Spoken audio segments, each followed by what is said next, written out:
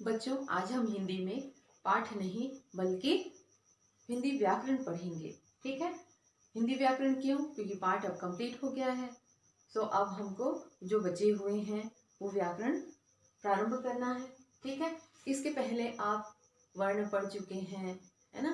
वर्ण शब्द पढ़ चुके हैं, फिर मुहावरे लोकोक्ति रस पढ़ चुके हैं। ठीक। तो अब हम प्रारंभ करते हैं शब्द गुण शब्द शक्ति। आज हम इसी को ही पढ़ेंगे। ठीक। तो शब्द गुण किसे कहते हैं? काव्य के साथ रस के साथ रहने वाले काव्य तत्व को ही शब्द गुण कहा जाता है। ठीक है। अर्थात रस के साथ रहने वाले जो काव्य तत्व है वही उसका गुण होता है। ठीक है। उसे ही शब्द गुण कहा जाता है। ठीक। जिस प्रकार जैसे फूल के साथ खुशबू होता है ना। संत, यदि कोई साधु संत है तो उसकी अच्छाई क्या हो, उसके साथ क्या रहता है, उसकी अच्छाई, है ना। कोई पेड़ है, छायादार पेड़ है, तो उसकी अच्छाई क्या है, उसकी छाया, क्योंकि वो घना है, लोगों को छाया देता है। ठीक है। उसी प्रकार ये शब्द गुण जो है, रस के साथ रहने वाले काव्य तत्व को ही शब्द गुण कहा जाता है। ठीक। अब हम देखते हैं इसके प्रकार। ठीक। इसके 3 प्रकार होते हैं। कौन कौन से? माधुर्य गुण, ओज गुण, प्रसाद गुण। ठीक। माधुर्य गुण, ओज गुण, प्रसाद गुण। माधुर्य गुण किसी काव्य को पढ़ने सुनने पर पाठक के हृदय में जब मधुरता का भाव जागृत होता है उसे माधुर्य गुण कहा जाता है। ठीक है। किसी काव्य को पढ़ने सुनने पर पाठक के हृदय में जब मधुरता का गुण या मधुरता का भाव जागृत होता है तो वहां पर माधुर्य गुण होता है। ठीक। इसकी विशेषता यह है कि यह करुण, शांत और श्रृंगार रसों में पाया जाता है। ठीक।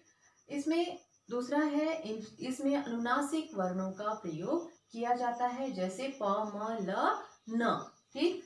इसमें संयुक्ताक्षर और है कि माधुर्य गुण में संयुक्ताक्षर यानी कठोर वर्णों का प्रयोग नहीं किया जाता। ठीक। अब हम देखते हैं ओज गुण। ओज गुण उसे कहेंगे जिस काव्य को पढ़ने सुनने पर पाठक के हृदय में उत्साह, उमंग, जोश का भाव जागृत होता है तो उसे ओज गुण कहते हैं। ठीक है। फिर से एक बार बताऊं, जिस काव्य को पढ़ने सुनने पर पाठक के हृदय में उत्साह, उमंग, जोश का भाव जागृत होता है उसे ओज गुण कहते हैं। इसकी विशेषता यह है कि इसमें संयुक्ताक्षर और कठोर वर्णों का प्रयोग किया जाता है। माधुर्य गुण में कठोर वर्णों का प्रयोग नहीं होता, जबकि ओज गुण में कठोर वर्णों का प्रयोग होता है। ठीक है। अब हम देखते हैं कि इसमें वीर, भयानक, विभत्स रसों का प्रयोग होता है। इसमें ट, ठ, ड, ढ वर्णों का प्रयोग होता है। ये इसकी विशेषता है।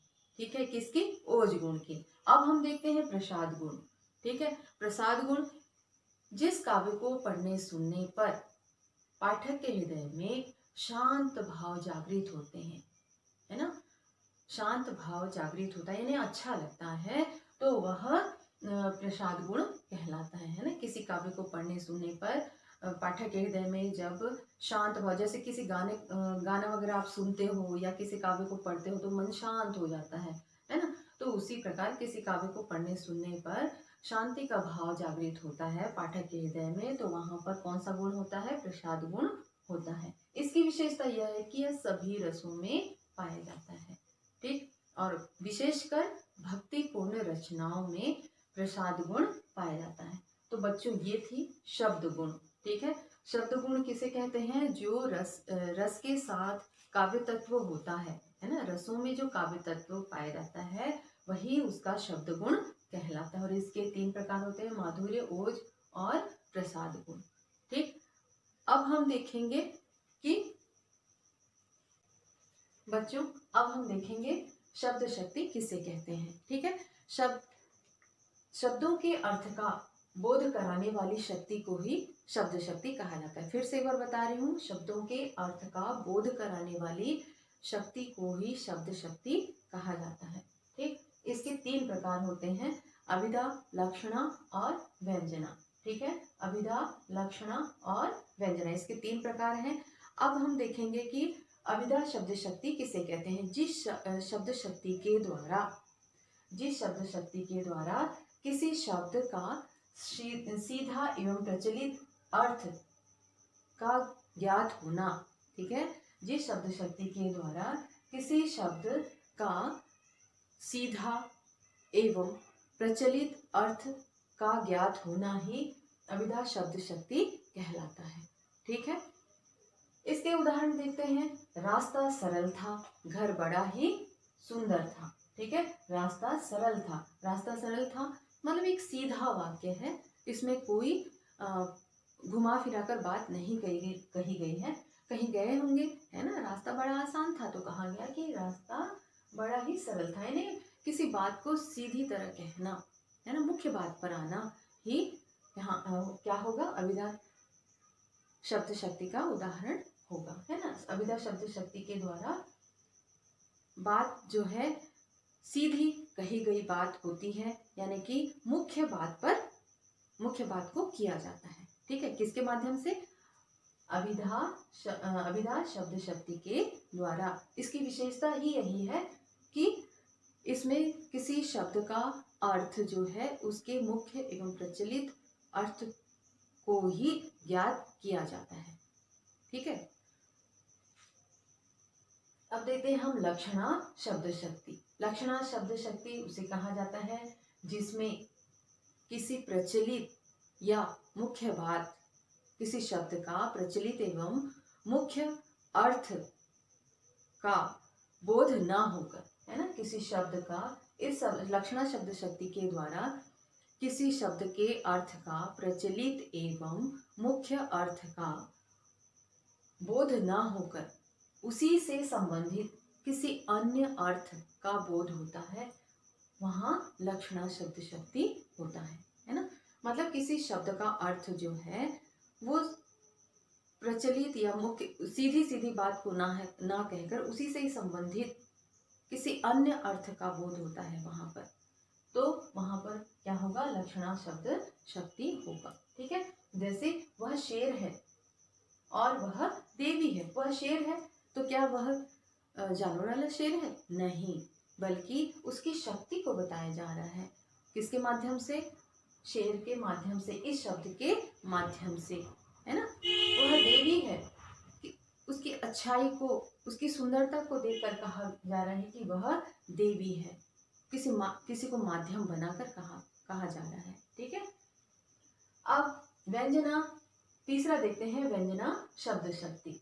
जिस शब्द शक्ति के द्वारा किसी शब्द का अर्थ अभिधा एवं लक्षणा द्वारा ना होकर, किसी शब्द का अर्थ अभिधा एवं लक्षणा द्वारा ना होकर दूसरे, जिस शब्द शक्ति के द्वारा, यानी किसी शब्द शक्ति के द्वारा अभिधा एवं लक्षणा के माध्यम से उसके अर्थ का बोध ना होकर जिस शब्द शक्ति के द्वारा उसके उस शब्द के वांछित अर्थ का बोध होता है, उसे व्यंजना शब्द शक्ति कहा जाता है। यानी कि अभिधा और लक्षणा के द्वारा उस शब्द के अर्थ का बोध ना होकर जिस शब्द शक्ति के द्वारा उसके वांछित अर्थ का बोध होता है, उसे व्यंजना शब्द शक्ति कहा जाता है। ठीक है, अब इसके उदाहरण देखते हैं। सूरज डूब गया, सुबह हो गई, उठो अब, है ना। पहला उदाहरण क्या है? सूरज डूब गया। दूसरा है सुबह हो गई, उठो अब। यानी कहा जा रहा है कि सीधे या घुमा फिरा कर बात को ना कहकर हम मुद्दे पर आते हैं कि सुबह हो गई है इसलिए तुम्हें उठना है, अब तुम्हें उठना है। ठीक है, क्यों? क्योंकि सुबह हो गई। ठीक, यानी जिसका अर्थ अभिधा एवं लक्षणा द्वारा ना निकलकर किसी दूसरे शब्द शक्ति के द्वारा उसके वांछित अर्थ मुख्य बात कही जाती है, तो वहां पर व्यंजना शब्द शक्ति कहलाता है। तो बच्चों, अभी हमने देखा शब्द शक्ति जिस शब्दों के अर्थ का बोध कराने वाली, वह शक्ति जो शब्दों के अर्थ का बोध कराती है, वह उसे हम क्या कहते हैं? शब्द शक्ति कहते हैं। वह शब्द शक्ति कहलाता है। और इसके 3 प्रकार होते हैं, अभिधा, लक्षणा, व्यंजना। तो आज हमने पढ़ा शब्द गुण, शब्द शक्ति। ठीक है, इसको आप ध्यान से पढ़ लेना, लिख लेना। ठीक, थैंक यू।